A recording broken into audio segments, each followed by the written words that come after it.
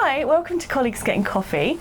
We're here in the beautiful Cold East Mansion pod, and I am joined by Alan Lindstrom of Black Ox Media and Events. Hey! Hi! I'm so excited. Yeah, we're in a pod. We're in a pod. And we've got this fancy twisting table. Yeah, bring around my living room. There we are. Look at that. I mean, perfect. What more do you want? Perfect. So, Alan, tell us more about you. How far back do you want me to go? I'm only 27. Are you? I'm only 27. Me too. Yeah, imagine that. In fact, my mum said to me last year when I went back to South Africa for my birthday, she says, "How old are you again this year?" I said, 27. She said, "You've really got to give that up now." Never let it die. No, because you're only as old as you feel. Age is an attitude, not a number. I love that. That's the way I work. So yeah, perfect. Anyway. So, I mean, obviously this is a business give back channel, so kind of businessy. I mean, I think all of the stuff that you do, because you said you've got lots of component parts. Yeah, right? we've got loads of component parts. So a bit of a back history then. So I moved over to the UK and landed here 1st of March 2005, having never ever left South Africa. Oh wow. Not even on a holiday. Never been out of South Africa. Packed up my bags and I moved over. And I started in Newcastle because my cousin's up there. So that was a base to start. And I went from running a business in South Africa and working in commercial radio and doing all of those kind of things to going to work in a call centre. Oh wow. So I got to make money. You got to live. Yeah. So that's what I did, and then I moved further down. I got down to Walton-on-Thames, and I got involved in recruitment for a bit, and then found my place in data for marketing, which was fantastic. And I had a great 10 years doing data for marketing, and all aspects of it, from analysis to to supply, what people need, involving it in marketing campaigns, all that side of things. It was a really, really fascinating, interesting job. GDPR came around. So that kind of job kind of went, and I got involved in doing my own thing for a little bit, and it didn't work. Sometimes things don't work, well, and that's good. It didn't work. There's no such thing as failure. There's just I totally agree, attempts. but you know what? It's funny you say that, because I had this whole thing that it is bad to fail, and you know what? It's only recently that I've really learned that failure is the stepping stone to success. Yeah. Because that's what you learn from. Anybody who doesn't fail doesn't learn. 100%. You know. Yeah, so agreed. And actually across the board, in business and in life. Exactly. I mean, everything is a lesson, and I think if you're willing to be open and accept the lesson, you're golden. That's it. There's no bad and that's news. the whole thing. Yeah. I then worked at a management consultancy for a year, working there, which was also another great opportunity. Learned a lot. And then my marriage came to an end, and I thought, well, I'm going to turn my life over. It's going to reboot, restart. We're going to get going in a new direction. And the role with the business magazine, as that's what it was at that point in time, became available. And I had actually accepted another job. Okay. And I got begged by the recruitment person to please go for this interview. And I went for this interview, and I walked out of what wasn't an interview but a 2.5-hour chat. Oh, I love that. And I thought, this is what I want to be doing. I mean, was everything. It just tied everything that I've done in my career into a beautiful little package. That's so often the case, I think, in my experience. Like, all of the skills, I even thought, why am I doing this? Why am I learning this? It all comes together sometimes, and you're like, how? It's like some sort of destiny was because you don't. When you stand here and you look ahead, you don't see it. But when you stop and you turn around and you look back, you can see all the dots that have got you to where you are. Absolutely, it's weird. It is. Synchronicity or serendipity. I don't know what it is. Yeah. Well, whatever it is, it works for me. I love that. And it's been great. So I joined the company 3 weeks before we went into lockdown. Oh wow! For a business that was purely an events and a print magazine. So we had to turn the ship, and then we, at the end of February 2021, the company was bought out by Black Ox Media. Okay. And the journey has just been incredible since then, because we went from doing just Thames Valley, Central South Coast region with the business magazine and events, coming still in lockdown, redefining the business, expanding the territory to include Surrey, Kent, Sussex. Then we went on and we bought a video production company, so that changed the dynamic slightly. Then we expanded into the southwest and Gloucester, etc. Absolutely, we got Business and Innovation magazine, which today being the 28th of April, the combined business magazine website has now just gone live. We've also, that enabled us to go back into print in this region. So we've got the business magazine back in print, and it's not just a magazine of advertorials. It's 80% or 70% is absolute editorial content put together by a very, very strong editorial team that we've developed. We then went on and we've got Dorset Biz News, which is a slightly different model to the normal business news and business magazine model. So we got Dorset Biz News earlier this year, and last Tuesday we've just had, the 25th, we launched Hampshire Biz News. So that's another new product we've just launched. And it is such a good platform because so the business magazine is focusing on regional business, very much business focused, and leaders and what's happening in the business world, the corporate commercial world, a lot around professional services and how professional services and property all engage into the business world. The Biz News model is county focused around the good stories about what's happening in the businesses and the people behind them. So it's a very different model. Yeah. And that'll be all online. So that's happened, and then we'll be expanding that model across all the counties in the south, and then global domination begins. Global domination begins. So, and that's just the start. Oh, and then there's more. There's more. So the business magazine had historically been running a program called the Listings program. So we do the top 250 privately owned businesses that are headquartered in a region. So we have the Thames Valley 250 listing, we have the Solent 250 listing, we launched the Surrey and Sussex 250 listing, we'll be launching the Southwest soon. So that is, as I say, the top 250 privately owned businesses, and they have to be headquartered in the region. So that is a very well known and a very look forward. How do I put this? A listing that comes out that is highly anticipated and look forward. Still getting the words wrong. People look forward to it coming out because it's used across all kinds of platforms and businesses for their growth and who's doing what in the region. Is the main purpose, would you say, to just kind of showcase businesses, strengthen regions? I mean, I'm guessing it kind of creates inward investment opportunities because people see what's actually going on in the environment. Well, it's to celebrate business. You grow business, we've got to grow our regions, and our regions aren't going to grow by themselves. We've all got to pull together, and if we rely on government to do it, it's never going to happen. But if you've got organizations like what we're doing with Business Magazine, and we team up with other organizations, we can grow regions and their strengths for inward investment, what makes them good, what makes them attractive to other people, and that benefits everybody. It's from the education through to housing, through to what we're doing to earn income, through to manufacturing. We've just got the solar and free ports. That's all starting to happen.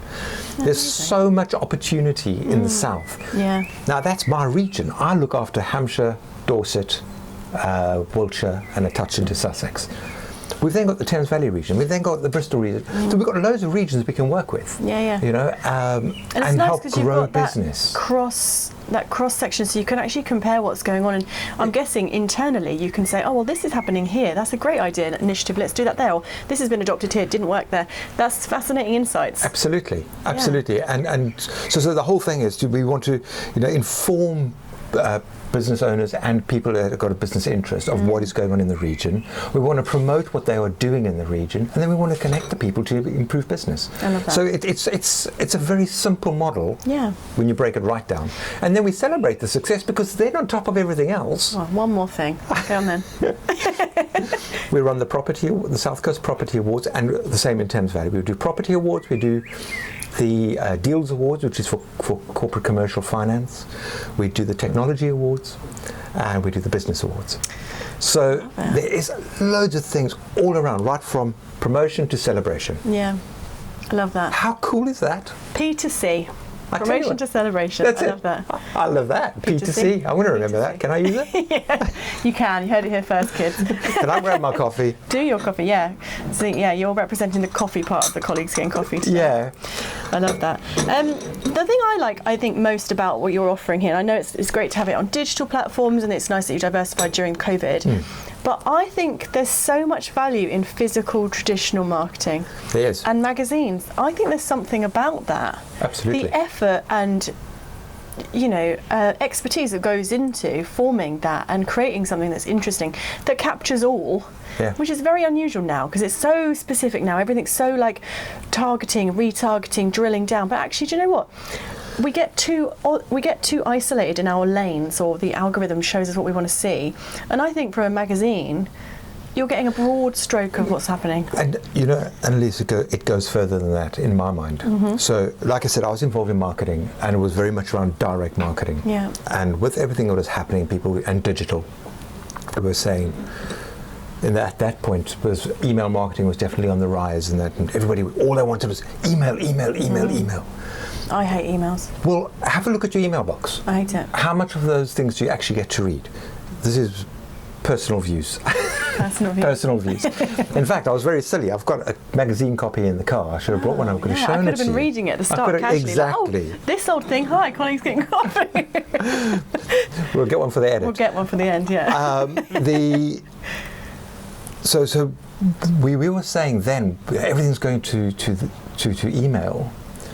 There was a very strong proposition for really well put together mail pieces, because then when something dropped through your letterbox, it would be something good to read. And that's the same way that we've looked at bringing back the business magazine into print form. Yeah, 100%. So our target audience with the business magazine are the senior business leaders within the region. We all know how busy everybody is today. We were just talking about it before we started shooting. Yeah, God. We are mentally busy at the moment. When do you have time to sit and just goof around and scroll the internet and read online things? People don't, especially our market. But we got in a magazine with some really, really great content. They can pick that up and they can read it while they're making their cup of coffee.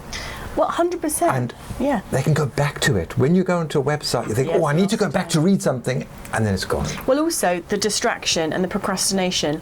I don't know how many times, even yesterday, I was trying to reply to an email, and I'd literally log on, and then something would catch my eye here, there, and I was dragged off, suddenly down an Instagram hole, and I'm like, what was I doing in the first place? Correct. If you've physically got something in front of you that demands your attention, and it's been curated for you, you're going to make the time for that. You're going to make the time for it. And you're so right about picking it up again and being like, what was that thing? It's like I like a book. Like you go on holiday, I like a book, not a Kindle, not a swipey, whatever. I'm not interested in that. I want a book and find the page and turn the page, and I like that. Yeah. It makes me happy.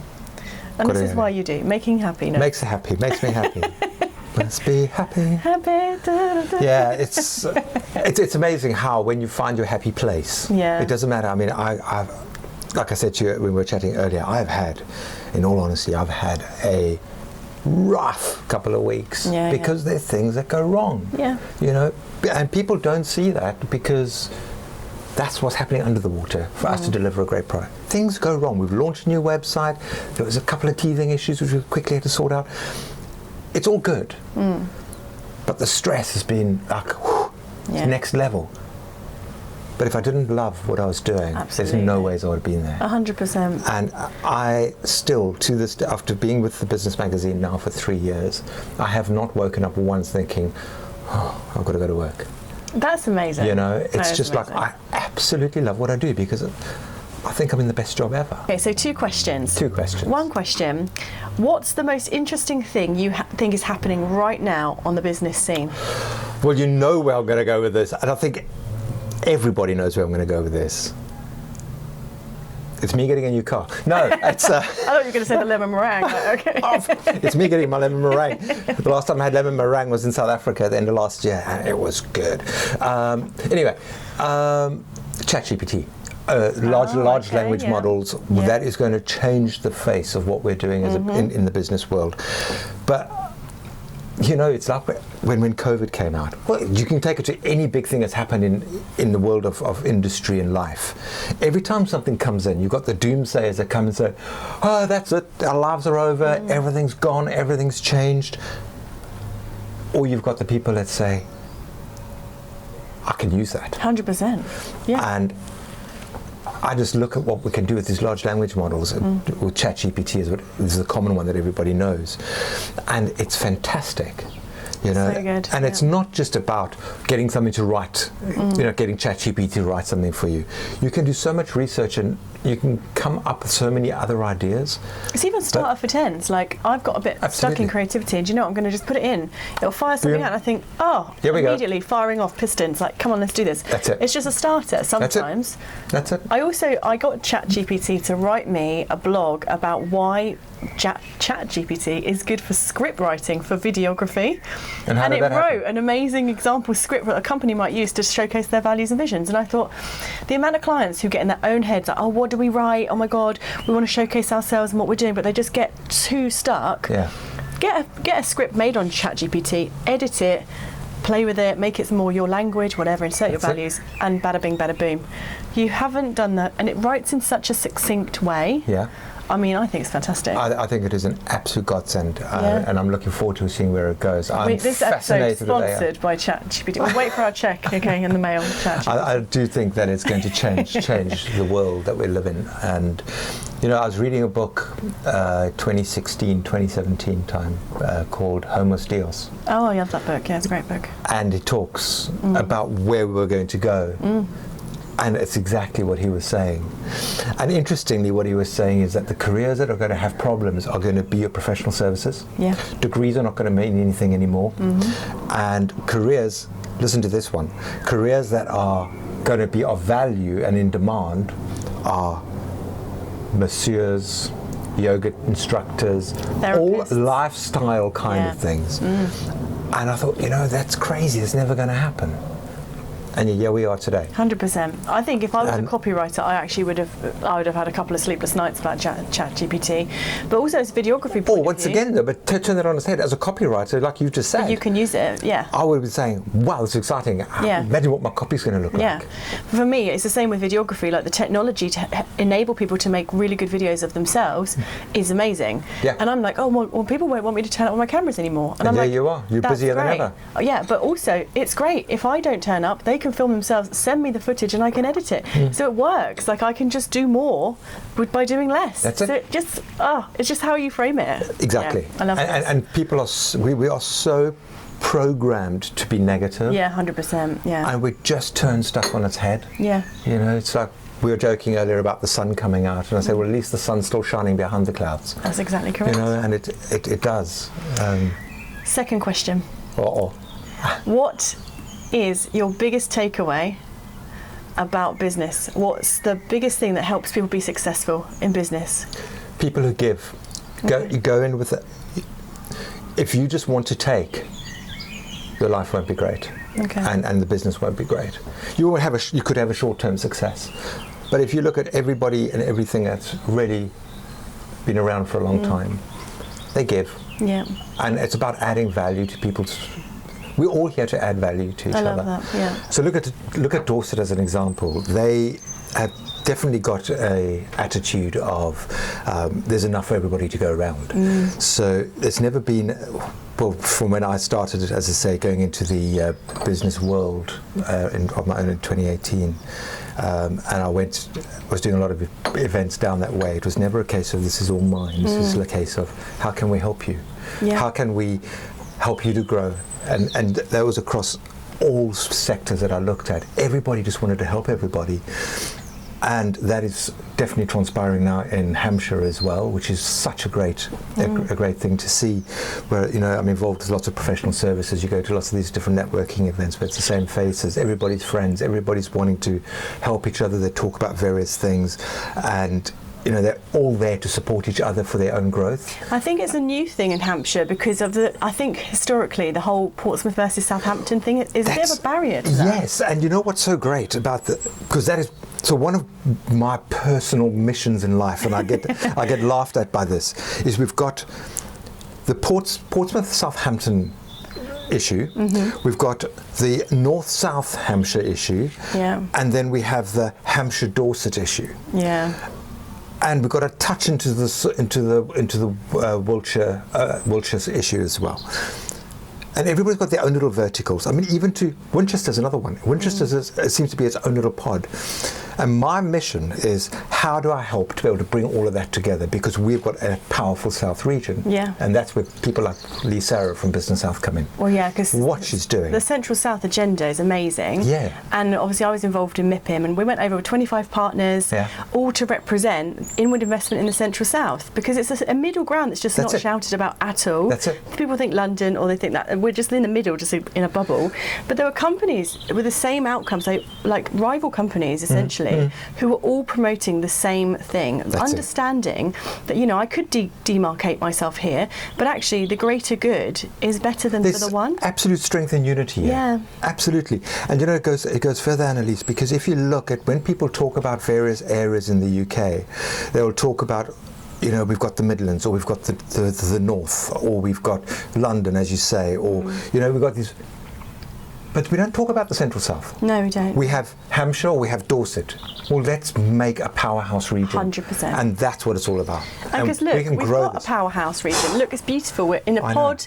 There's greenery, there's forests, there's lakes, there's seas, there's marinas. I mean, we're lucky. There's the sun. We're lucky. We're so lucky in this region. I love this region. And, you know, I'm very blessed to live where I live. So, quick question. South Africa or Central South? Do you know, honestly? Central South. And that is, in all honesty, I honestly would not want to live anywhere else. Oh, wow. I absolutely love where I live. I'm very blessed to live just outside of Romsey, in a little countryside area. I'm 25 minutes from Winchester, 25 minutes from Southampton, 25 minutes from Portsmouth, 25 minutes from Salt. You know, it's just perfect. It's the perfect place. And it's beautiful. I know. And we are lucky. Go to the sea, and I can go ride my bicycle without having too many cars on the road. You know, but the weather's not that bad normally. I mean, today, not this year. We've lucked out today. We have lucked out. Pod yesterday, we might have got drowned out of the pod. But you know, it's amazing, because I went back to South Africa end of last year, and that was in end of November, beginning of December. I hadn't been back for a very long time, for 6 years, and I went back, and I had a great time. But there is a lot of things that are not good there. You know, one of the days we had 15 hours of no electricity. Oh, wow. You know, people don't realise how bad things are. And people complain in the UK a lot. But it's because everything's always so nice and so good. We don't realise how lucky we are to, live in this country. And have what we have in this country. And people say, oh, you know, it's always wet in England. Hey, I think there's more rain in South Africa than we get in the south of England under normal circumstances. We've had an abnormally wet season. But generally, our weather down here is fantastic. Summer is beautiful. It is beautiful. And we're very lucky. We're so lucky. I love where I live. And we've got cake. We've got cake, we've got coffee. And great conversation. What more do we want? Thank you for joining me, darling. It's been lovely being here. Let's get more cake. I think so. Well, we haven't eaten that yet. How rude. It's going to steal my cake now. Thank you, darling. Thank you. We'll speak to you soon.